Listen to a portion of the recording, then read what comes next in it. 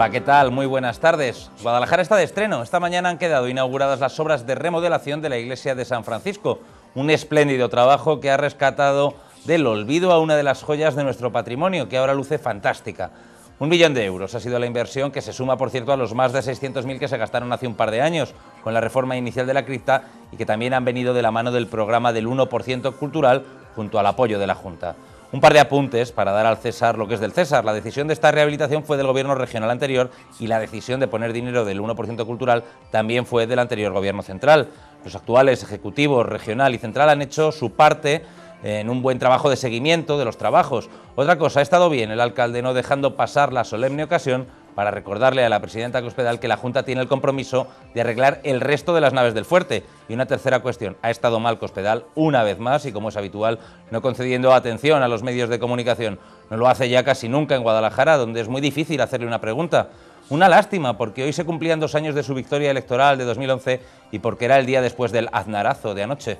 Esto es 19 horas, hoy es miércoles 22 de mayo, aquí comenzamos.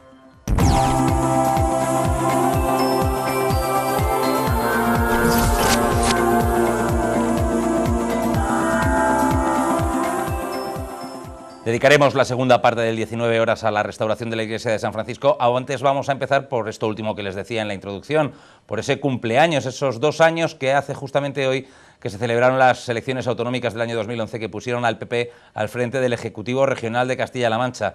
Hoy era día de balances, en el PP de Guadalajara lo hacía la presidenta Ana Guarinos.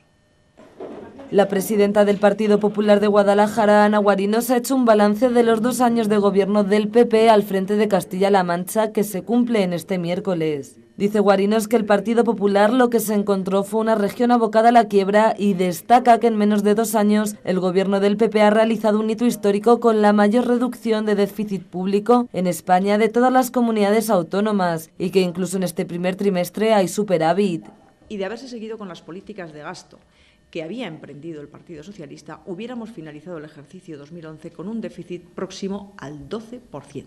En aquel momento se le puso freno al gasto, se le puso freno al déficit en Castilla-La Mancha y se consiguió que en el año 2011 el déficit fuera del 7,5%. A pesar de ello, éramos la comunidad autónoma que mayor déficit teníamos en proporción o en relación con el Producto Interior Bruto nuestro. Y en 2 años, en menos de 2 años, tengo que decir que se ha conseguido que un gobierno del Partido Popular alcance un hito histórico, que ha sido la mayor reducción del déficit público conocida en España en ninguna de las comunidades autónomas, hasta alcanzar un 1,5% y en este momento, tengo que decir, hasta alcanzar el superávit que en el año 2011 era inimaginable. Guarinos también ha hecho referencia a la LOMCE, señala que es una reforma necesaria y urgente en la educación. Dice que Castilla-La Mancha se encuentra en la cabeza de absentismo escolar y que es consecuencia de los sistemas educativos anteriores puestos en marcha por gobiernos socialistas. La Popular considera que dará mayor libertad y formará mejor a los jóvenes para su futuro laboral.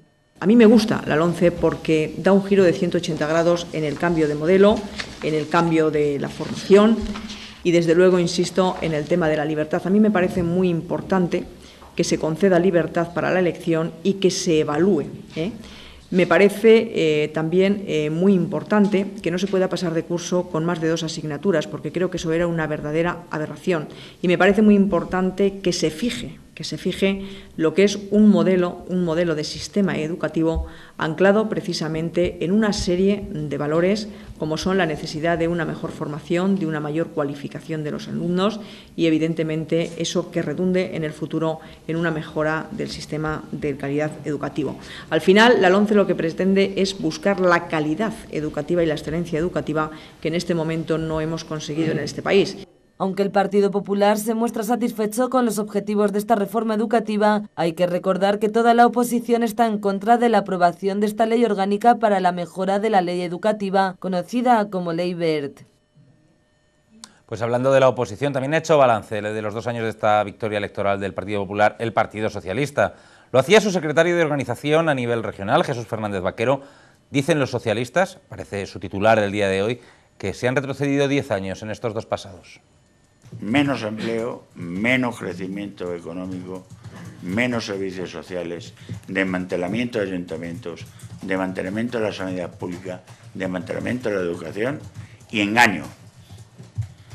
Recortes para los demás, pero para los míos, buenos sueldos y buenos sobresueldos. Prometieron empleo, no lo han cumplido.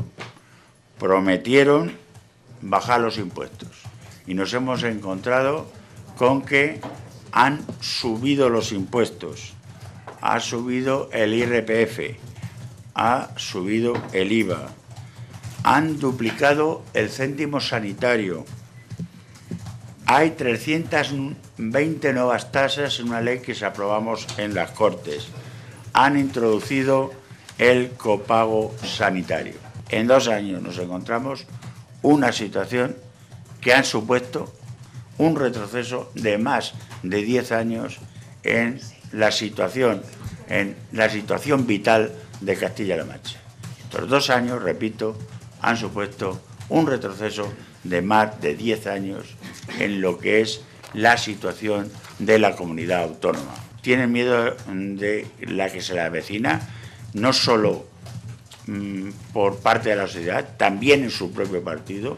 Lo vimos ayer con las declaraciones del presidente Aznar y están en una situación precaria e intentan recortar democracia. Esto es algo también muy importante como característica de los 2 años. Pues este cumpleaños de Cospedal al frente del Gobierno regional también ha sido tema de comentario de nuestro invitado de hoy, Rubén Madrid, del blog de opinión El Hexágono y también de Cultura en Guada, precisamente en su artículo de hoy miércoles. Dedicaba su artículo, no recuerdo el titular, pero era a este cumpleaños, a estos 2 años de Cospedal al frente del Ejecutivo Regional. Bienvenido, Rubén. Hola, ¿qué tal? Tienes el tema fresquito. Sí, lo teníamos. Hombre, hoy tocaba, hoy era obligado, ¿no? Hoy era 22 de mayo y había que volver la vista al 22 de mayo de hace 2 años, en que efectivamente pues bueno, fue todo un hito, ¿no? Porque por primera vez había una presidenta, una mujer, y por primera vez era el PP el que se ponía al frente de la comunidad autónoma. Yo, bueno, he preferido hacer un balance un poco sui generis, porque balances se podrían hacer muchos, también de la victoria histórica que hubo a nivel municipal. Bueno, pues había muchos frentes de los que abordarlo. Yo sí que quería recordar un poco las sensaciones que tuve aquella jornada cuando vi comparecer a Cospedal. Al día siguiente, 2 días después, recuerdo también asistir a una rueda de prensa de Román, un poco colgándose la medalla de que eso se había producido gracias al gran tirón que había habido en Guadalajara, ¿no? Lo quiso recordar, pero no le han hecho mucho caso. No le hicieron mucho caso, por ahí iban un poco los tiros, ¿no?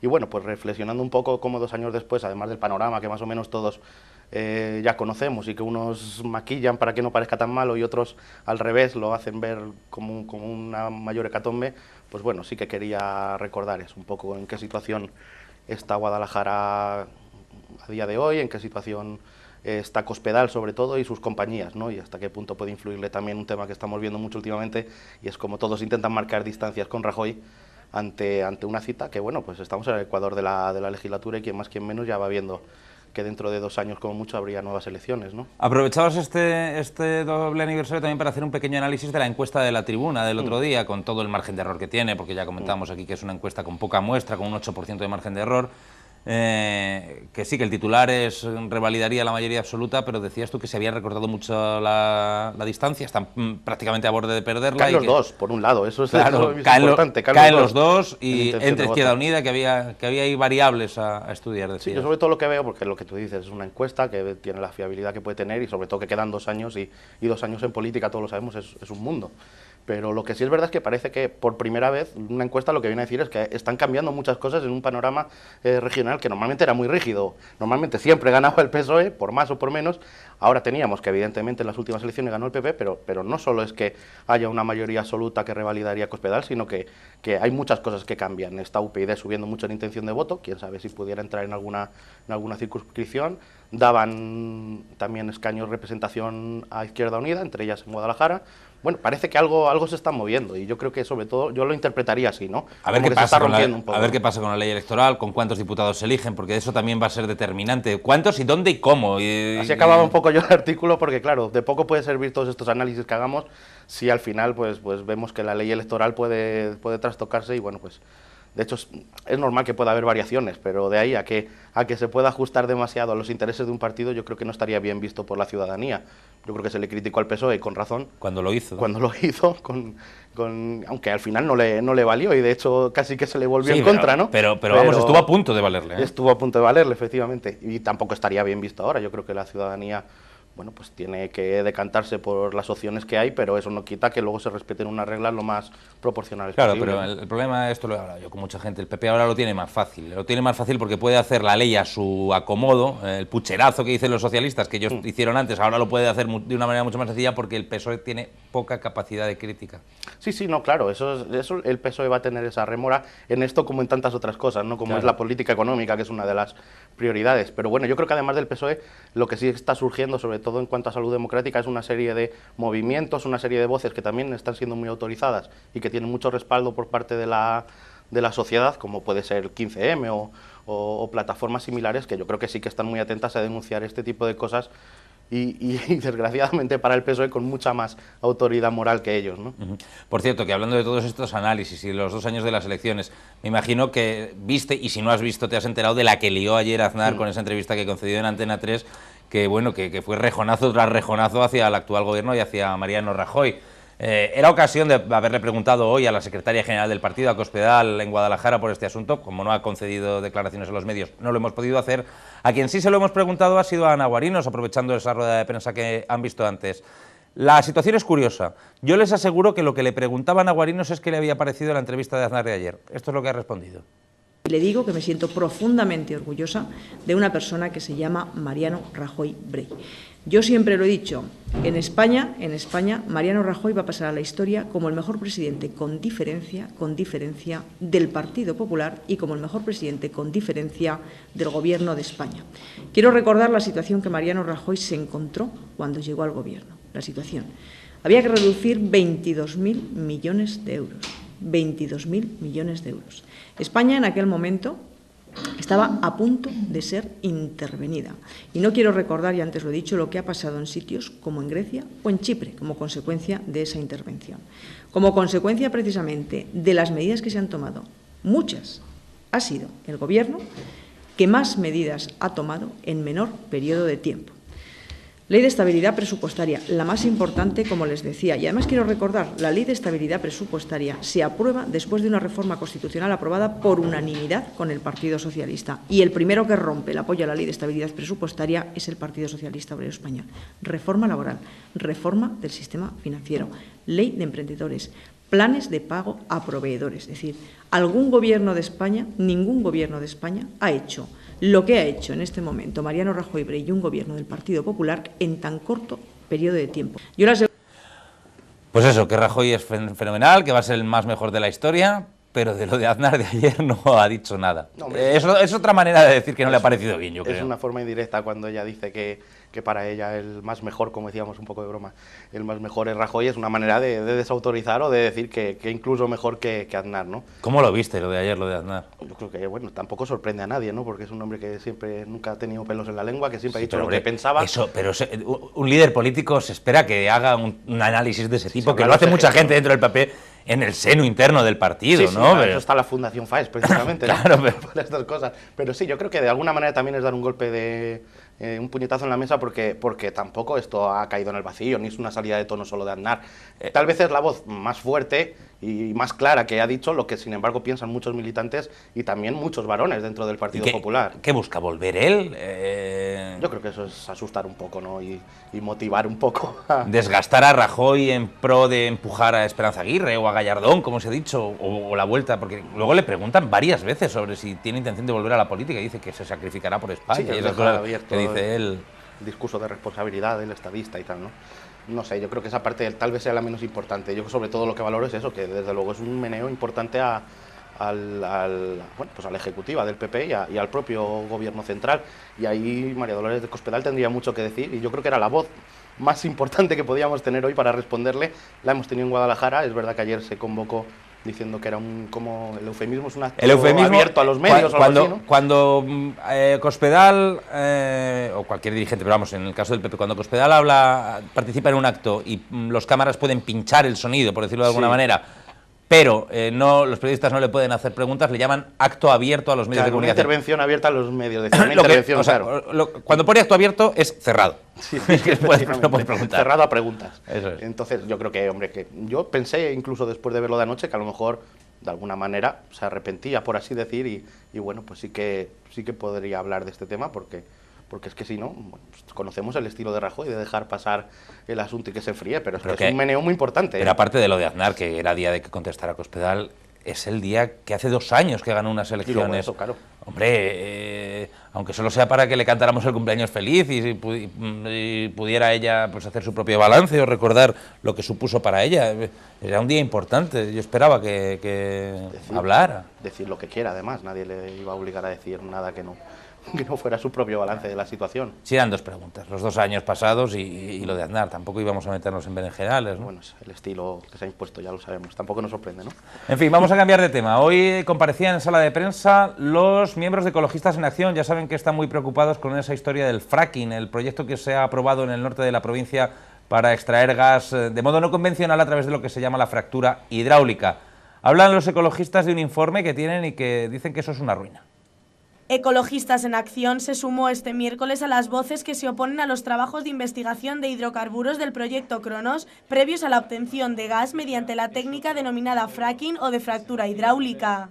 Alberto Mayor, coordinador de la Confederación, subrayó que esta técnica es una nueva burbuja especulativa, no rentable y muy contaminante.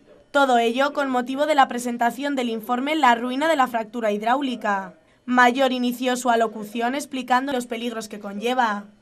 La contaminación de los acuíferos y de las aguas subterráneas, que luego, en la mayoría de los casos, pasan a ser superficiales a través de nacimientos de ríos, como decía, o de fuentes y manantiales. El mayor problema que vemos aquí es que si se libera ese radón que hay en la zona baja en el subsuelo donde se va a realizar este tipo de fractura, pues es que estamos hablando de liberar radioactividad al ambiente y que va a perjudicar a la gente.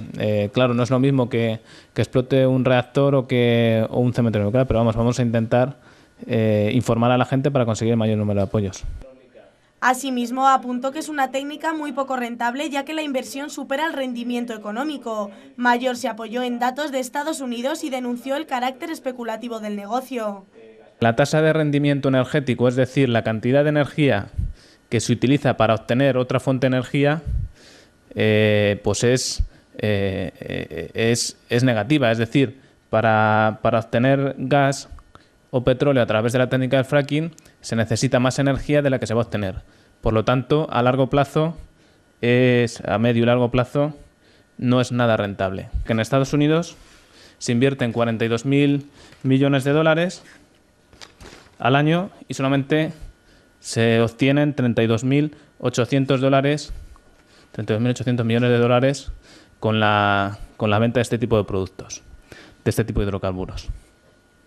Por lo tanto, queremos denunciar a través de este informe que la fractura hidráulica va a suponer una nueva burbuja especulativa, puesto que hay empresas que se están dedicando a pedir permisos para la investigación con el objetivo de luego vender esos permisos a otras compañías o pues paralizar el crecimiento de otras compañías y por lo tanto pues hacer el juego especulativo de poder vender luego esos permisos que ha obtenido a otras compañías. El coordinador de Ecologistas en Acción señaló que actualmente en España hay 70 proyectos en fase de investigación, aunque el número de permisos solicitados es casi el doble. En el caso concreto que afecta a la zona de Maranchón y Alcolea, Mayor criticó las palabras de la consejera de Fomento. Nos ha llamado mucho la atención las declaraciones que ha hecho el pasado lunes la consejera de Fomento, Marta García. Sobre todo nos ha llamado la atención porque ha demostrado un inmenso desconocimiento sobre lo que es la fractura hidráulica. En primer lugar, ha dicho que no se trata que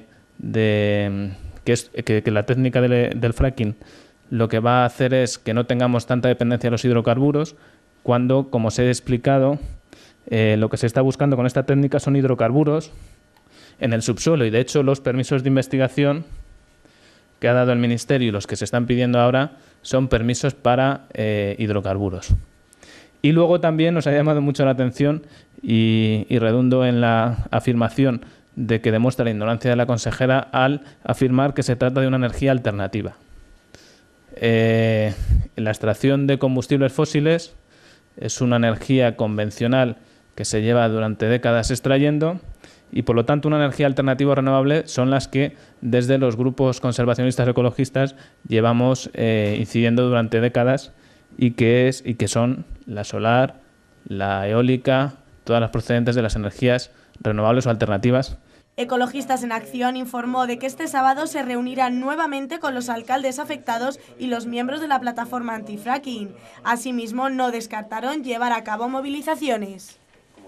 Pues han visto los ecologistas que estaban enfadados con unas declaraciones de la consejera de Fomento, dicen que no tenían idea. También ha hablado, por cierto, Iguarinos del fracking, diciendo lo mismo que escuchamos a Lucía Enjuto hace unos días, que solo es una investigación, y que ya se hará lo que se tenga que hacer, y fundamentalmente que cuando esto se presentó no hubo alegaciones en contra.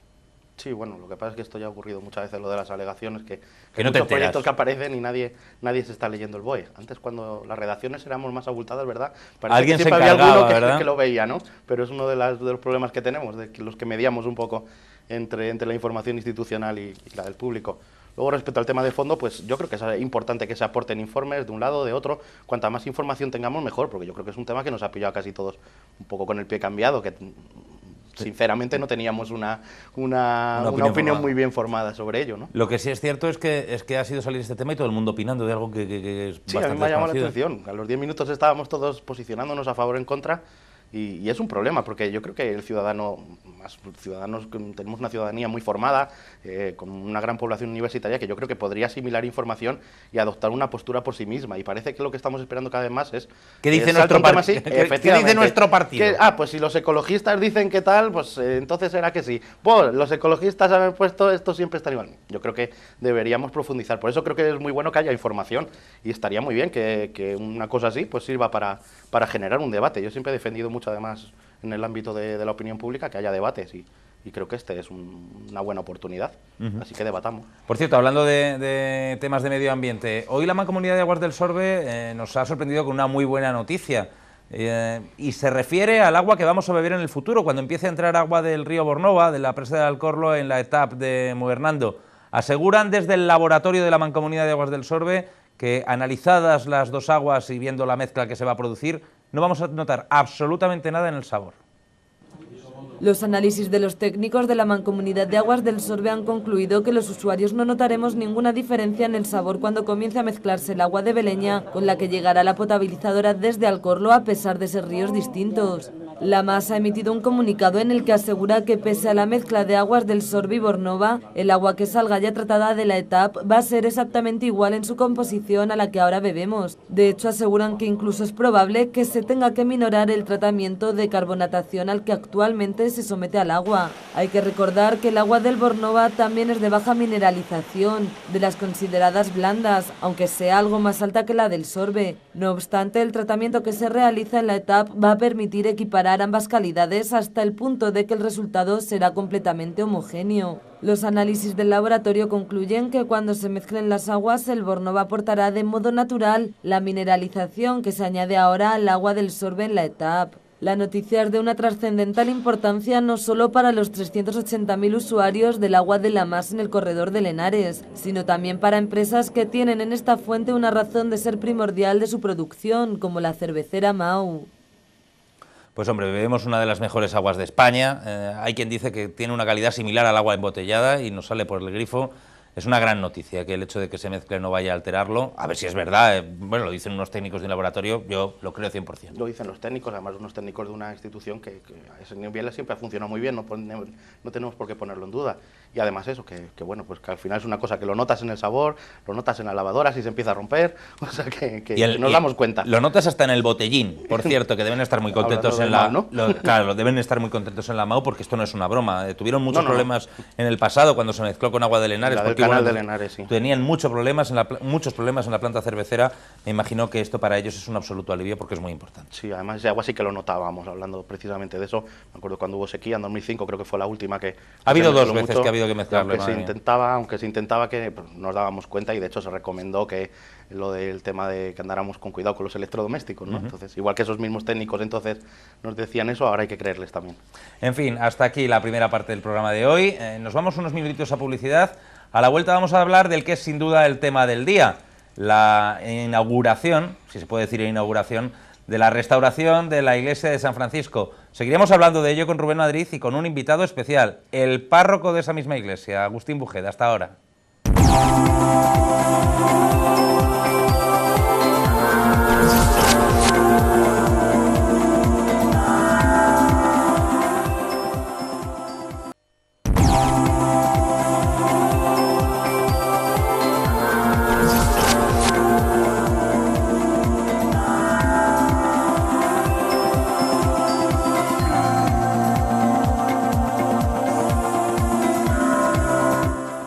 Se lo decía antes de la publicidad, el tema del día hoy en Guadalajara sin duda es que hemos recuperado una joya de nuestro patrimonio monumental.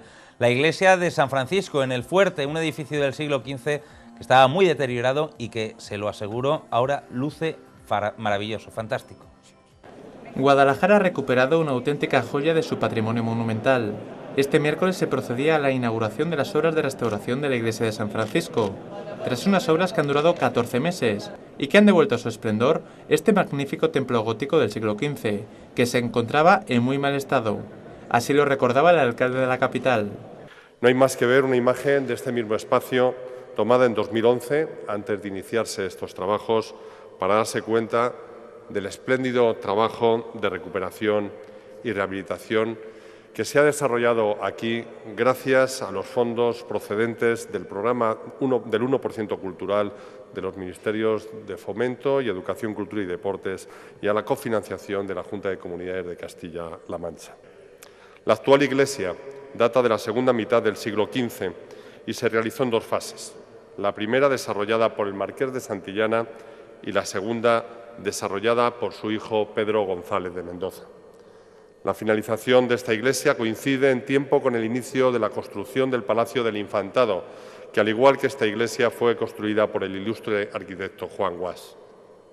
Un siglo más tarde, la labor de mecenazgo fue continuada por la sexta duquesa del Infantado, doña Ana de Mendoza, que costeó un retablo, un nuevo claustro y una cripta, recuperada también hace 2 años y que se encuentra situada bajo la capilla mayor de esta iglesia.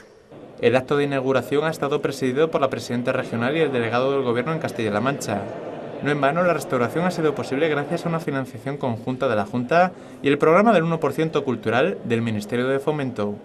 Guadalajara, que tanto ha dado a conocer la belleza de muchas de sus villas y ciudades y también de la capital, sin embargo, tenía un tesoro magnífico escondido que hoy terminamos de descubrir. En momentos de crisis parece mentira poder inaugurar una obra, ¿verdad? Parece mentira poder inaugurar una obra. Es el trabajo de mucho tiempo y es una satisfacción también decir, permítanme que lo diga, que la podemos pagar. También eso es una satisfacción. Por su parte, el obispo de la diócesis ha felicitado especialmente a la empresa y al arquitecto encargado de la rehabilitación por el excepcional trabajo realizado. Y una felicitación especial para el arquitecto, aparejador, para la empresa, que han cuidado con especial mimo la restauración de esta obra. No solamente eliminando una dificultad importante que tiene el edificio, que son las humedades, sino recuperando algunas pinturas importantes que estaban hasta este momento debajo de otra capa de cal. La restauración de la iglesia de San Francisco ha supuesto una inversión de casi 1,2 millones de euros y supone la segunda fase de la recuperación de este monumento, tras la restauración inicial de la magnífica cripta de la parte inferior. Para completar el conjunto quedará pendiente intervenir en el claustro exterior del antiguo monasterio.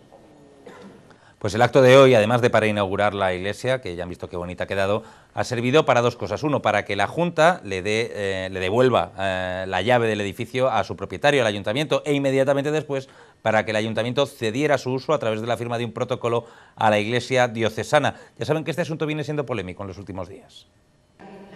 La ceremonia de inauguración de la remodelación de la iglesia de San Francisco ha servido también para simbolizar cómo la Junta de Comunidades devolvía el inmueble al ayuntamiento a través de la entrega de su llave. Inmediatamente después, el alcalde de Guadalajara y el obispo de la diócesis firmaban un protocolo por el que el uso de la iglesia se cede de seguido a la iglesia en exclusividad.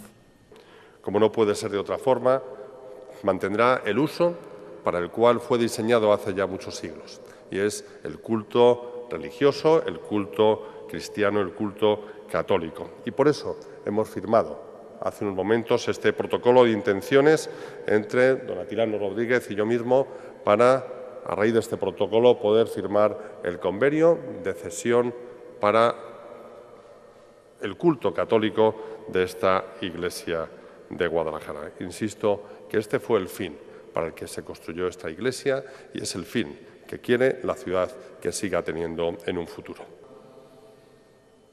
La diócesis acoge con mucho gozo esta obra porque aunque teníamos la concatedral, realmente hay celebraciones durante el año para las que el edificio de la concatedral ya queda pequeño y por lo tanto nos viene bien el poder utilizar para el culto esta iglesia en determinados momentos del año.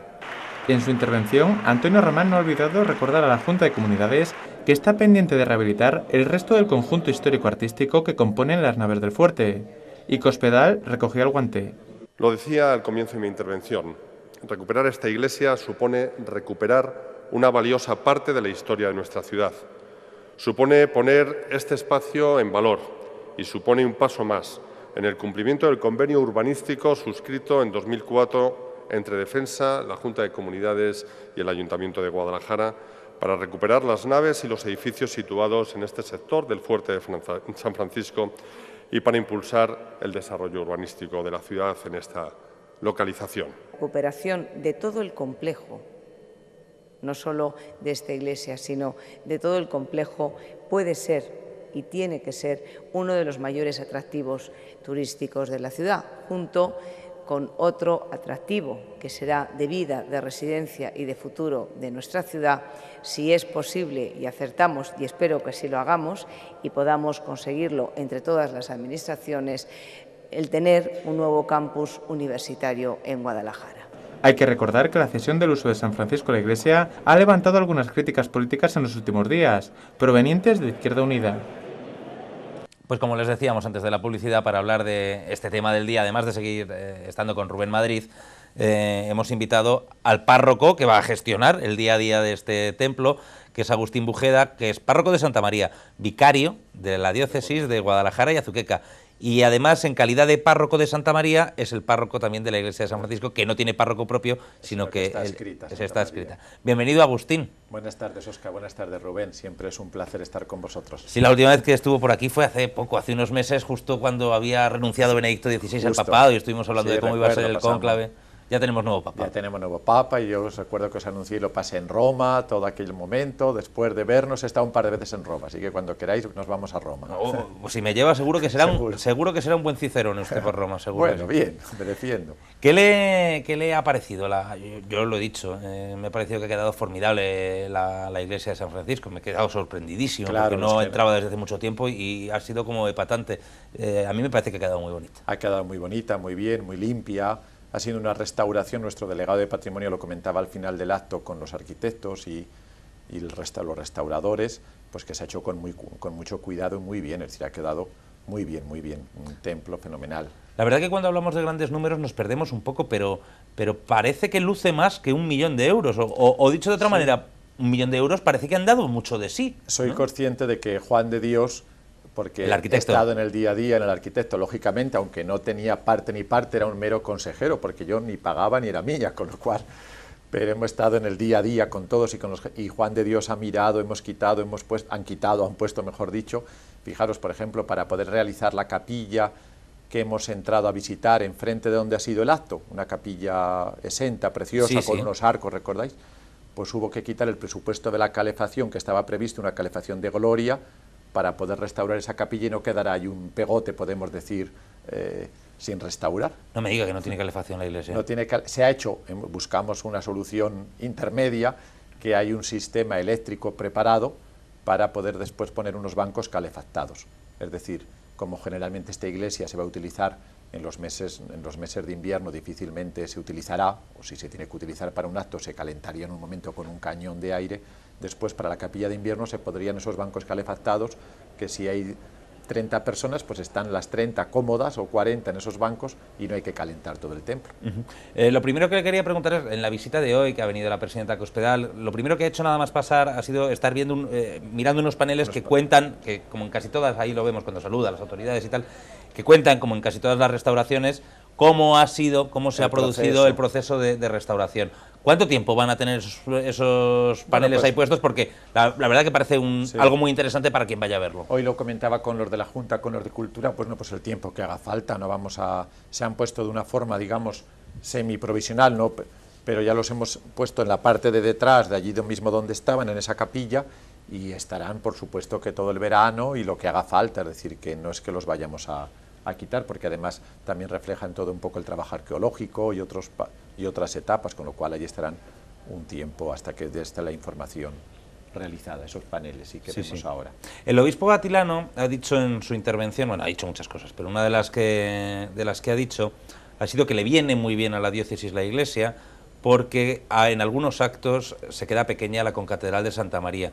Yo no sé si ha metido un poquito el dedo en la llaga, don Atilano, porque hay un fuerte debate entre los seguidores si los actos de la patrona hay que hacerlos en San Francisco, que es más grande y cabe más gente, o en la concatedral, que es donde se ha hecho casi siempre y donde tiene más sabor.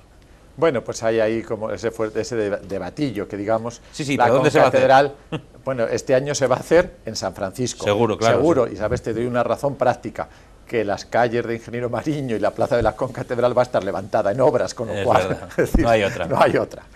Y después pues ya buscaremos una manera de que la patrona llegue a la concatedral, esté un tiempo y también esté en el fuerte, porque aunque sentado se cabe prácticamente lo mismo, un poco más en el fuerte, lógicamente la visibilidad, la amplitud, es una iglesia que para los grandes actos de Guadalajara, el Corpus, la patrona, Domingo de Ramos, bueno, pues es la más grande de Guadalajara, como ha dicho el alcalde en su intervención. ¿De qué usos al año estamos hablando? Porque por lo que me ha parecido entender, aquí no va a haber misa todos los domingos, o por lo menos de momento no es esa la previsión, ¿no? El uso pues sería para la misa al tiempo de verano, que es lo que había antes de hacer esta restauración, y sería para las grandes celebraciones de Guadalajara, que es lo que pide, y para otros usos, en concreto, pues va a haber ya un concierto, está programado para mediados de junio, el día 2 es el Corpus, ya julio y agosto, la patrona, y luego ha habido momentos significativos, recordamos uno, pues sería momento de recordar, ¿os acordáis cuando pues el incendio de la ciudad de la zona de Molina? Pues sí, el funeral de Estado que se hizo. El funeral de Estado, porque no había otro sitio. Bueno, pues Dios no quiera que tenga que haber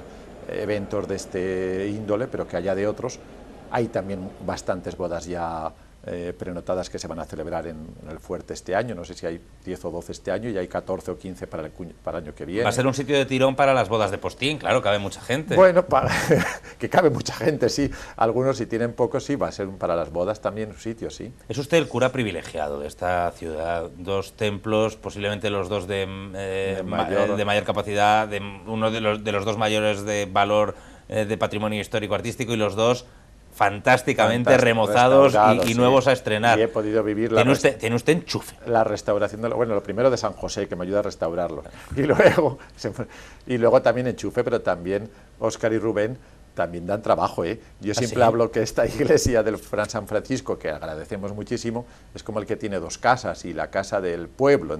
Entonces tienes que preparar ahora el Corpus, tienes que coger todo de Santa María, subirlo, pero bueno, que muy a gusto se prepara porque es para el bien del pueblo y la gente disfrute. Y lo que decías, hay muchísima gente como vosotros esta mañana que habéis estado, como tú que has estado, perdona, pues que al llegar se quedan, yo estos días cuando estábamos preparando todo, se queda la gente admirada de cómo ha quedado, y sé que el pueblo de Guadalajara y la ciudad de Guadalajara va a disfrutar celebrando allí los actos que podamos tener. Es tiempo de abrir las puertas a que la gente lo conozca, porque es lo que corresponde Sí. ahora.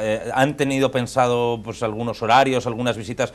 Me imagino que ahora la ciudad querrá ver lo que ha pasado. Claro, pues hoy mismo hablaba con Isabel Nogueroles, con nuestra concejal de turismo y desde el ayuntamiento. Bueno, pues pensaremos ahora en este primer verano, porque son ellos la propiedad y nosotros el uso, cómo nos combinamos con voluntarios de la iglesia, pues para que las mismas visitas de la cripta pues también esté abierta en ese tiempo, la gente pueda subir, es decir, sobre todo ahora los primeros meses, con lo cual pues lo estudiaremos y por supuesto que estará abierta, como bien han dicho, no solamente a los actos religiosos, que es lo central, sino pues que mucha gente pueda subir y pueda admirar, y el que quiera rezar rece, y el que no quiera rezar no rece, pero que pueda también admirar esta obra, igual que tenemos abierta Santa María o cualquier iglesia en la ciudad de Guadalajara. Ya que saca usted el tema, ya sabe, Claro, ya sabe que hay polémica con este asunto, porque además hay argumentos de peso. El otro día Izquierda Unida hablaba de que el edificio es municipal, es del ayuntamiento, Sí.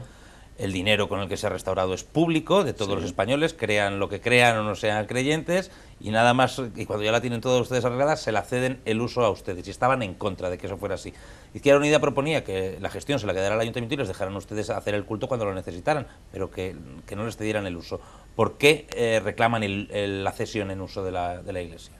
El uso, nosotros utilizamos el uso católico y digamos que consideramos que igual que si por ejemplo hubieran restaurado, pongo el ejemplo, un polideportivo, pues lo ceden para el uso deportivo de la ciudad, para los deportistas. Yo podría ir a ver, también soy deportista, pero podría ir a ver el pabellón de deportes y lógicamente pues un anciano de 50 años y no va, o de 70 años y no va a ir al uso deportivo, bueno, pues ya está, pues lo ceden, el ayuntamiento lo restaura. Lógicamente ese dinero con el que se ha restaurado es de todos los ciudadanos, de los cuales muchos son católicos, una gran parte en España, gracias a Dios, y que también pues requieren de su uso, como puede ser el deportivo o como puede ser el cultural, o como yo no he ido a la biblioteca de Dávalos porque pero estoy encantadísimo de que esté abierta la biblioteca municipal y que cuando la podamos utilizar. Luego hay otro tema, digamos, lo que es el culto católico.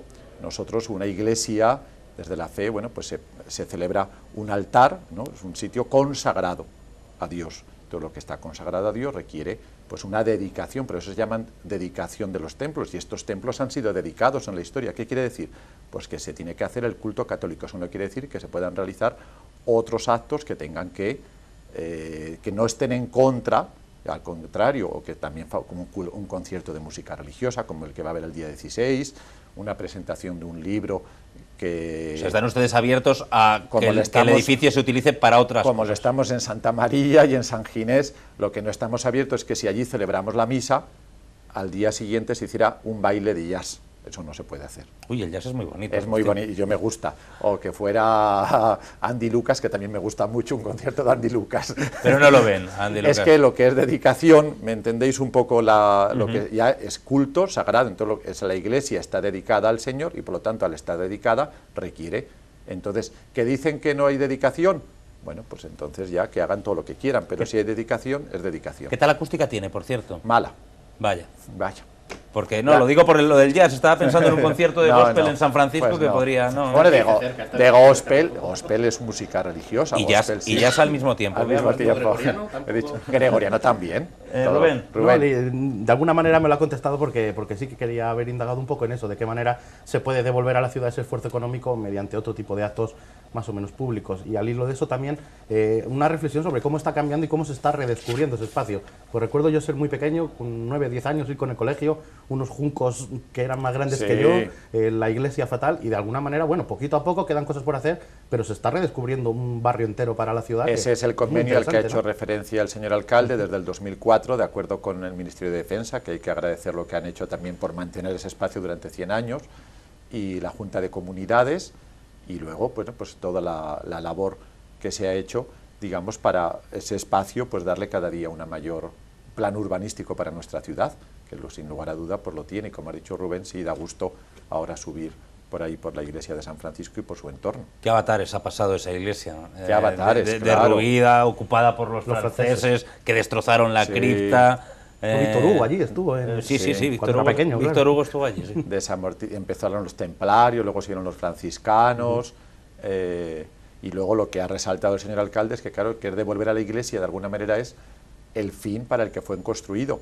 No nos olvidemos también que, de acuerdo, que en todo el dinero que se ha invertido ahora ha sido en la administración y de todos en estos últimos, pongamos, 20 años. Pero desde el siglo XIII, durante 8 siglos, los que han invertido todo para que esté en pie y la han construido y la han decorado han sido los cristianos. Con lo cual podemos decir que estos 30 años, que a los cuales agradecemos inmensamente como cristianos la labor de las administraciones y de todos, no deja de ser una parte más de los 8 siglos, con lo cual el volver a lo que durante 8 siglos ha tenido no es algo extraño a la historia, y no podemos olvidar pues todo lo que los cristianos desde la fe y el sacrificio han hecho en esta iglesia durante 8 siglos. Por cierto, vamos a conocer un poco más de la restauración de la iglesia de San Francisco, porque aprovechando esta jornada, cuando terminaba el acto, hemos querido hablar con el arquitecto que ha llevado la restauración. Se llama Juan de Dios de la Hoz, tiene un nombre muy adecuado para este tipo de restauraciones, y esto es lo que nos contaba. La obra ejecutada en la iglesia del monasterio de San Francisco ha sido una rehabilitación completa del edificio. Ha englobado lo que vemos ahora mismo detrás de nosotros y alrededor, es decir, todo el interior del templo, así como todas las cubiertas y todas las fachadas. Se ha tratado de recuperar el porcentaje mayor de obra antigua, incorporando únicamente aquellas tecnologías contemporáneas que eran necesarias, por ejemplo, para eliminar las humedades que tenía el terreno. Ahora mismo la iglesia está ventilada completamente debajo del suelo para permitir que no se vuelvan a producir las humedades. Se han cambiado todas las estructuras de cubierta, se han arreglado todos los paramentos, y quizá el elemento más significativo y que más llama la atención es la recuperación del material pictórico que estaba oculto por un montón de capas dadas a lo largo de muchos años. Ese material estaba debajo, estaba en unas condiciones bastante malas, pero se ha podido recuperar en las capillas del altar mayor y en algunas de las capillas laterales. Bueno, la intervención en el patrimonio requiere una especialización muy elevada en cuanto a los profesionales y en cuanto a las empresas. Afortunadamente en esta obra hemos contado con la empresa Traxa, que tiene mucha experiencia. Hemos contado con la Dirección General, con los servicios periféricos de Guadalajara, y el equipo que se ha podido reunir en torno a este edificio bueno, pues lo ha sacado adelante, yo creo que con mucho éxito. Sí, se han invertido 1.183.000 euros, que como ven yo creo que ha dado mucho de sí.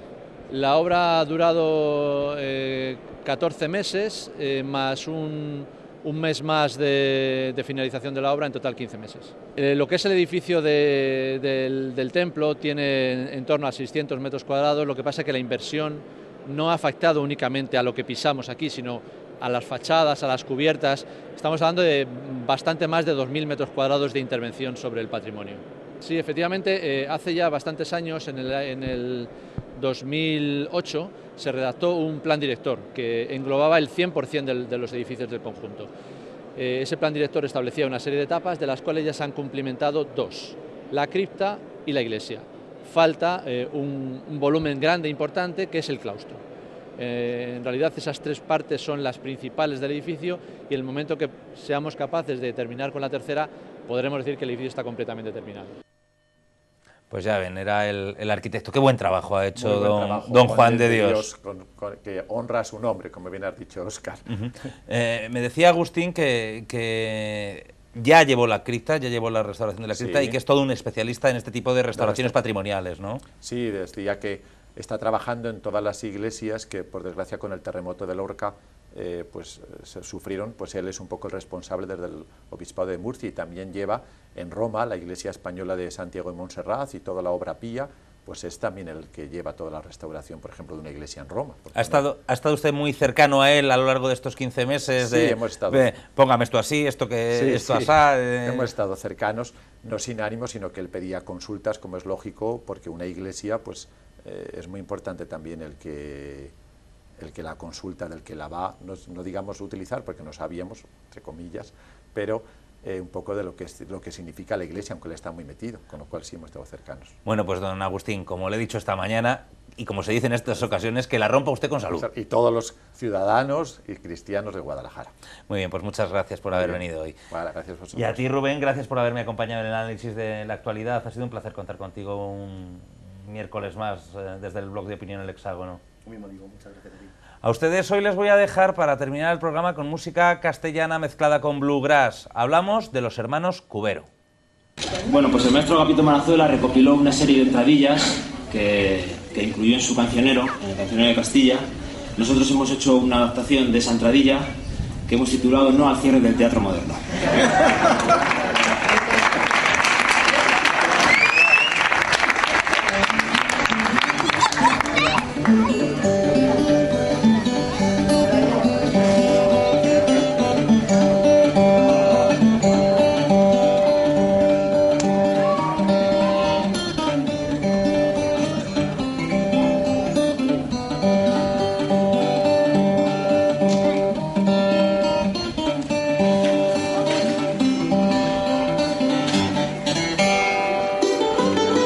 Pues ya lo escuchan, es la entradilla segoviana, una de las piezas más importantes del folclore castellano, obra del genial y siempre recordado Agapito Marazuela. Es una versión en 14 cuerdas de acero a cargo de los hermanos Cubero, estos fantásticos folcloristas que mezclan la música castellana con el bluegrass, que proceden de Guadalajara y que llevan el nombre de Guadalajara muy alto allá por donde van, a pesar de que viven en Barcelona, y que el pasado domingo estuvieron, ya lo estuvimos comentando el otro día, en las puertas del Moderno, dentro de ese ciclo que se está organizando de actuaciones reivindicando la apertura de este céntrico teatro de la ciudad. Allí me encontré, por cierto, con Rubén, al que le gusté mucho también el concierto, ¿verdad? Sí, sí, siempre sorprenden. Un sonido muy original y muy divertido, y aparte que son unos tíos muy majos. Sí, muy simpáticos. Tiene pujanza esto de las actuaciones en la puerta del Moderno. Sí, yo a veces bromeo, pero digo que aunque no reabra el Moderno van a tener que hacer el ciclo todos los años porque hombre, reunir 200 personas pues ya es para planteárselo. Bueno, pues sea dentro o fuera habrá que seguir haciéndolo. Bueno, pues con los hermanos Cubero les dejamos por hoy. Nos vemos mañana en la cita ineludible con el análisis de la actualidad de 19 horas. Pásenlo bien.